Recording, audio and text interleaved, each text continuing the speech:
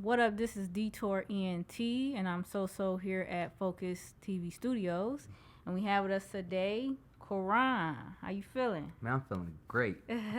Too great, to be honest. Yeah. So we had Tez Honcho in here with us not too long ago, and he kind of like linked us up with you. So we do Shout out appreciate you Tez coming Honcho. out. That's my brother, man. Yeah. Y'all go way back. Man, way back. Literally. So I know he has his shows and everything like that. You be performing on his shows and stuff. So it's actually crazy. In 2014, I started doing showcases, and Tez's very first performance was on one of my showcases. Okay. So then fast forward, tables turn, and I open up a venue, and he starts throwing events at my venue. So I'll DJ and perform on his events now. So it's like literally full circle. Like we just have always had like a working relationship as artists and as business partners. You know what I'm saying? So Yeah. it's dope. It's literally come full circle.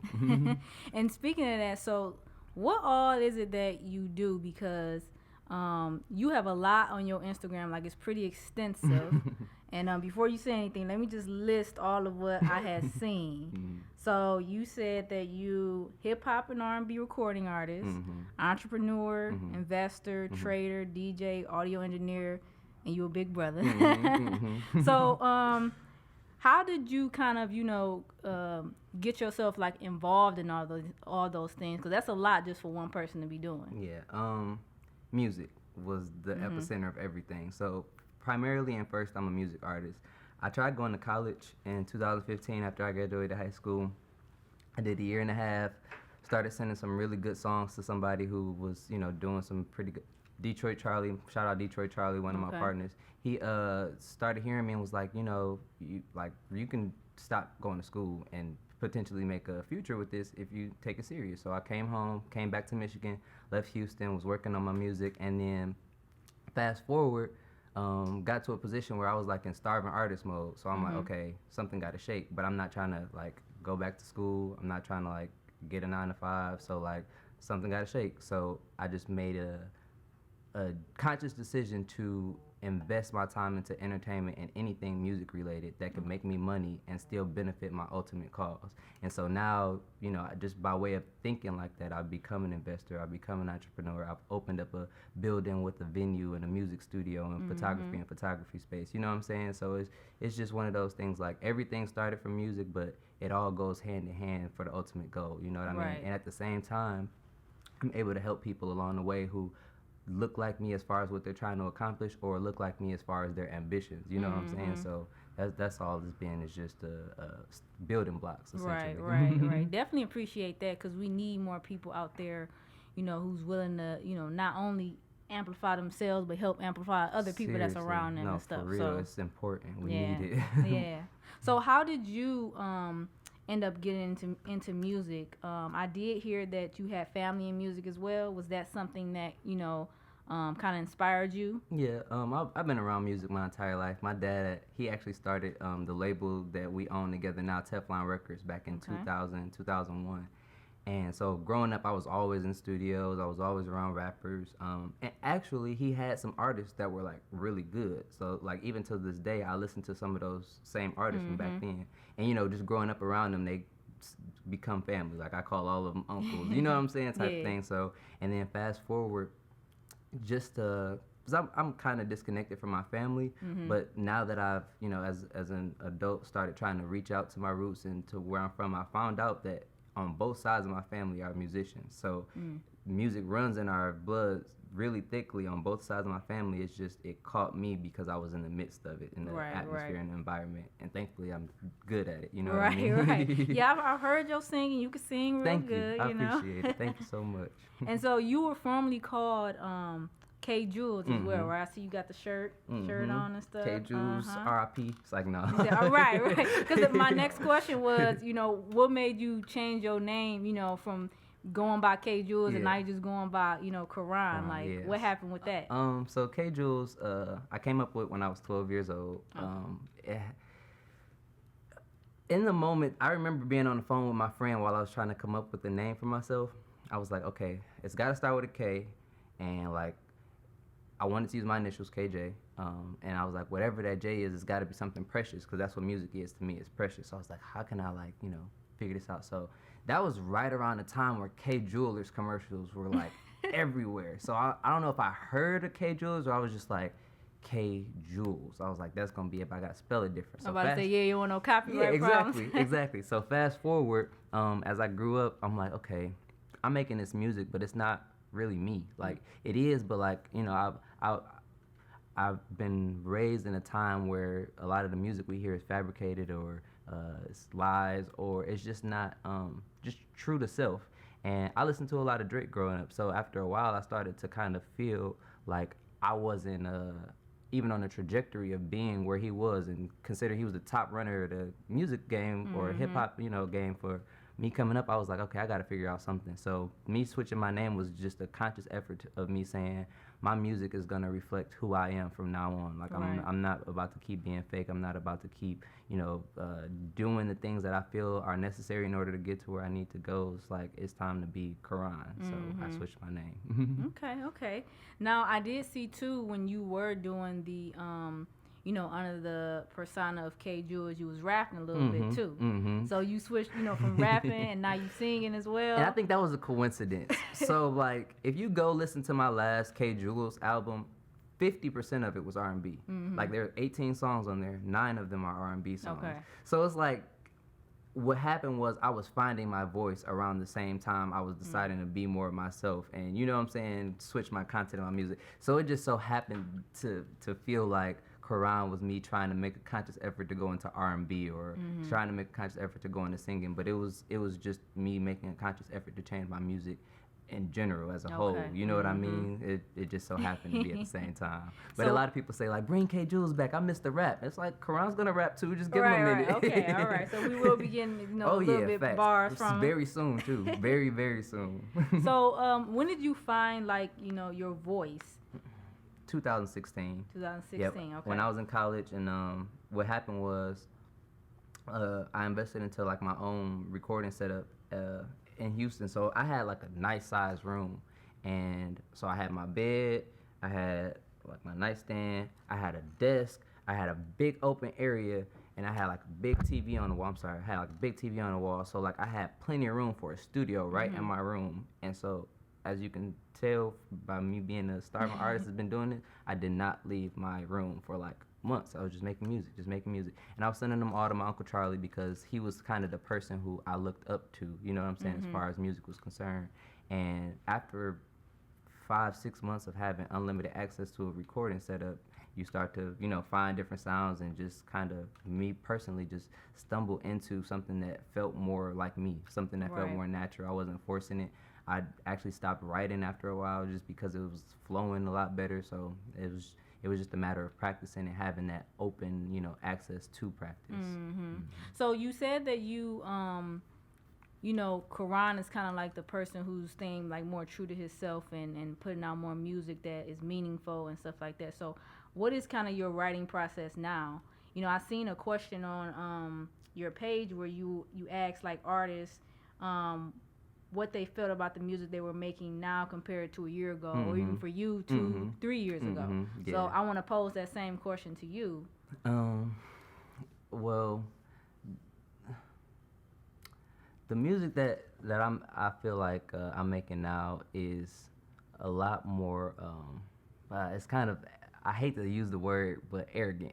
I think for so long while I was K Jewels, and even like in the immediate time of me switching my name to Koron, I was just like not fully embracing on the outside what I do internalized. And I think that was becoming a problem for me because it's like I'm thinking it's one way, but I'm acting another way. And it's stressful, you know what I'm saying? And it's not to say, again, I use the word arrogant because for a long time I felt like I just needed to turn it into confidence. But like now I say it's arrogant because sometimes I truly wake up feeling like no one can stop me, and like I don't want to say better than everybody, but I'm really good. So you know what I'm saying? You gotta have that confidence in yourself. No, seriously. So like just to go back and listen to my old music from a year ago, 2 years ago, which a lot of my music that I released is a year or two old.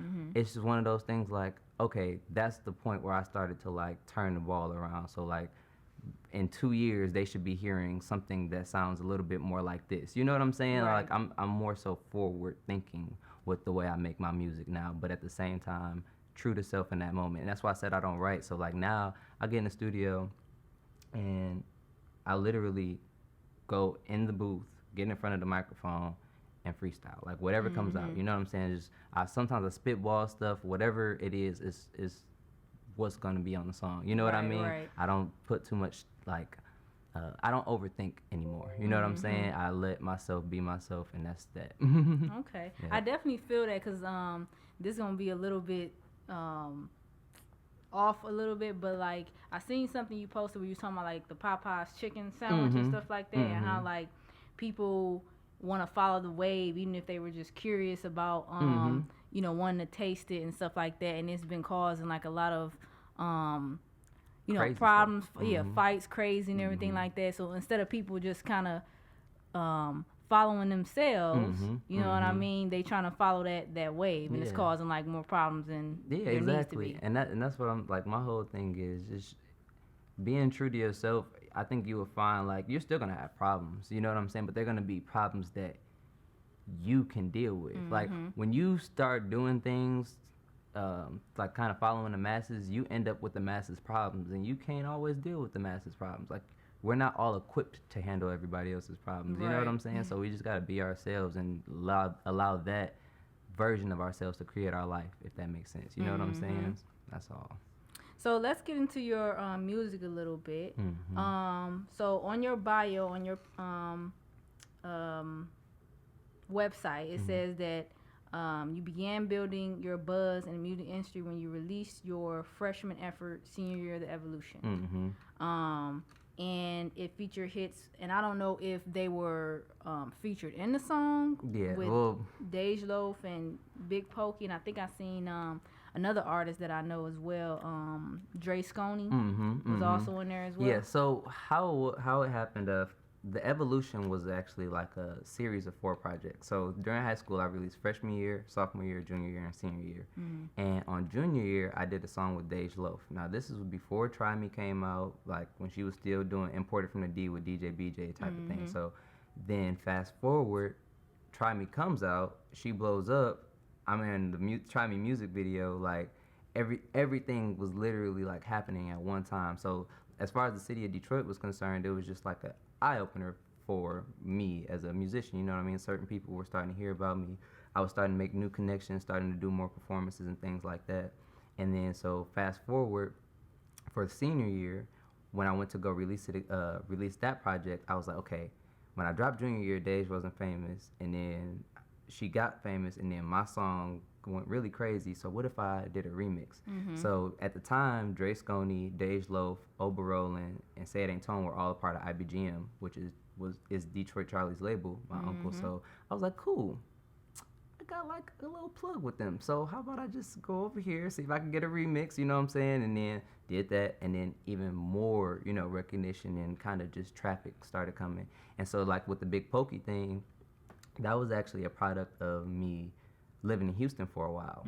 So I was down in Houston, obviously doing the same thing, working hard, just trying to figure out where I could fit in. But it was different. It's 4 million people, different sound. I'm not from there, you know what I mean? But eventually I did kind of work my way into a crowd of people that liked my music so much so that they invited me to open up for Big Pokey. Now, I personally at the time didn't know who Big Pokey was. I knew his music. I didn't know who he was per se. So I got familiar. I was like, oh, this is dope. You know what I'm saying? So we're promoting it. We're getting everybody out. So we go do the show. And that show actually ends up being one of the biggest shows I've ever done. Same thing with the Dej Loaf performance that I did. But it was just all a product of like that initial time frame of getting Dej on the song before she blows up. You know what I'm saying? It was just from there. I was able to build on it. Thankfully, you know, even till today, honestly, there's certain opportunities that I've fallen into by way of that time period. Right. All right, that sounds good. So you have put out projects. I know that you put out a project last year called the Black Leather Jacket Mm-hmm. album, Well, right? 2018 now. Okay, yeah. yeah. Yeah, Well, yeah, exactly. I gotta get used to it being For real, 2029. for real. Seriously. Yep. And then you do have, some of your newest singles. I think Motown is one of them. I think, do you also have another one that's newer than that one? Yep, 2020 Flow. Yeah. I just released 2020 Flow. I actually was making that at midnight coming into 2020. I was in the studio, in the booth, headphones on, like making that song. So on January 1st, I just dropped it. Like, here, let's start the year off right. Okay. So what can we expect, next for you? Honestly, I've got a lot brewing. First things first, like I said, I'm about to get back to rapping. A lot of people have been asking me, like, where's the rap at? Where's the rap at? So I'm about to get back to rapping. I've got some songs coming out with Siege Monstrosity out in LA. I've got some songs coming out with Dartez, my producer down in Houston. Songs coming out with Radio Rob from Beat Gang, YG from Beat Gang. I got a new artist that I'm working with. His name is The Reggie, coming up. He actually sitting in the studio with us. So he's coming up. He's about to go crazy this year. And just in general, Rock Local Entertainment Cafe, the building that I opened up, is kind of been my focus. It's kind of been my focus just because I've seen how many people I can help by, putting time into that building. So that in conjunction with, like I said, my music and the people around me is kind of my focus. Like, I feel like this is a time where our network is ready to evolve and grow, and I just want to do my part. You know what I mean? I feel like by doing that, we'll all win. So that's all I'm focused on. That's good to hear. That Yeah, really is. For real. So let everybody know where they can find you at on social media. Yeah, so all my social media handles is Teflon Koron. That's TEFLONKORON. And every Wednesday you can find me at Rock Local Entertainment Cafe hosting Poetry in the Park. I do poetry nights every Wednesday night. So pretty much I'm always around, always in the city of Detroit. Jewels of Detroit is what I represent. Everybody doing anything from Detroit. So literally I'm always in the city, just engaged and active. So that's where. All right. And we appreciate you, man. I appreciate y'all. Thank y'all so much, for real. This is dope. Yeah, you definitely locked in with us now. No, for real. Seriously.